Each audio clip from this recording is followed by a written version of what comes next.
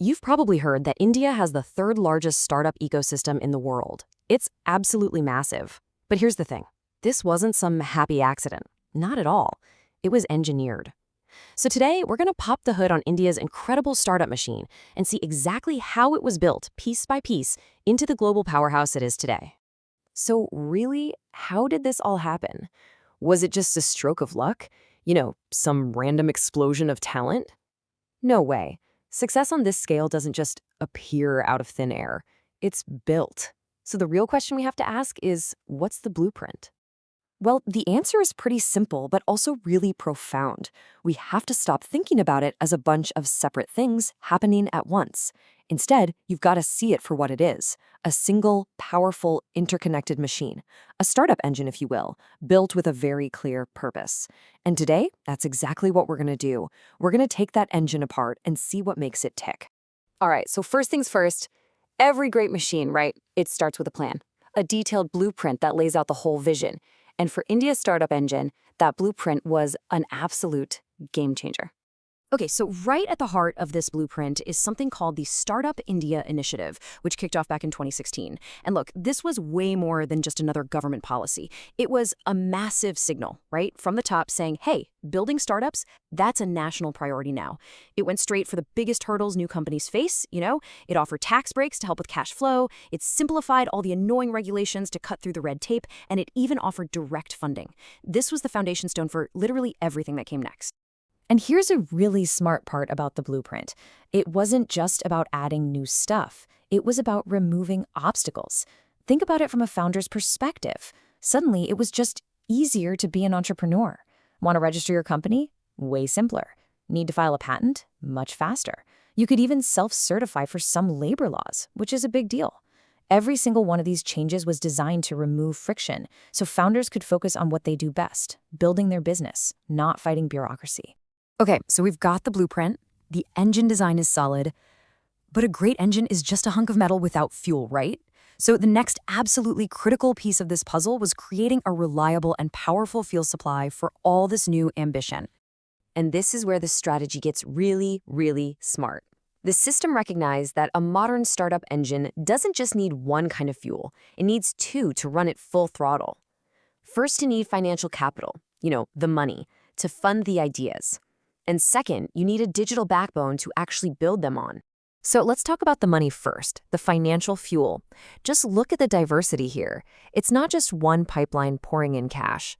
Of course, you've got the usual suspects, venture capital and angel investors.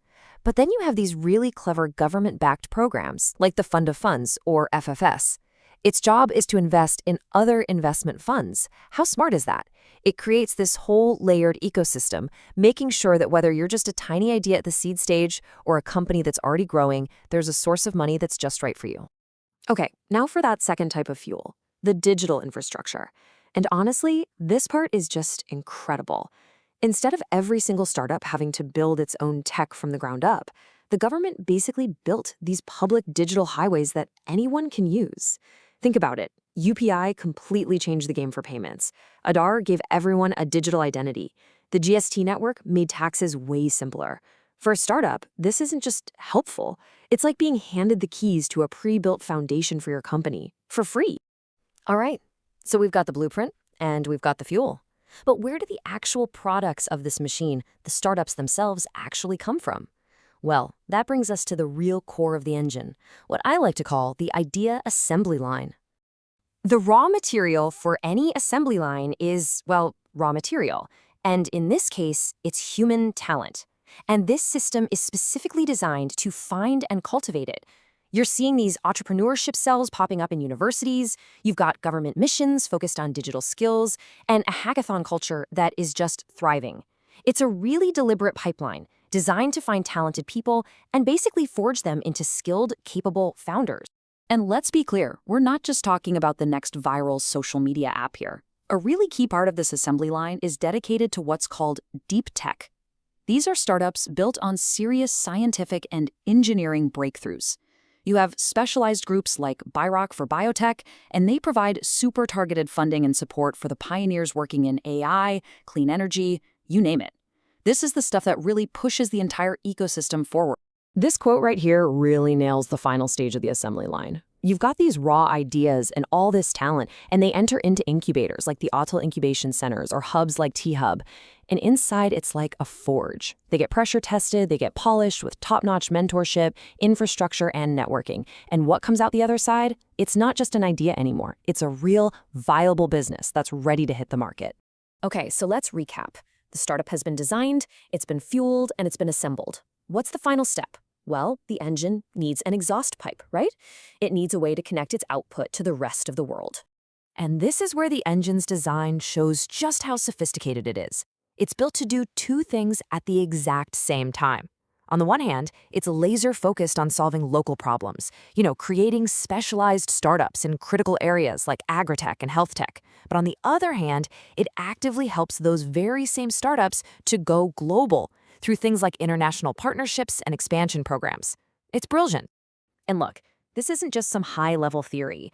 There are real, concrete systems for specific sectors. If you're an ag tech startup, you can plug right into digital marketplaces like eNAM. If you're in health tech, you can build on top of the national health stack.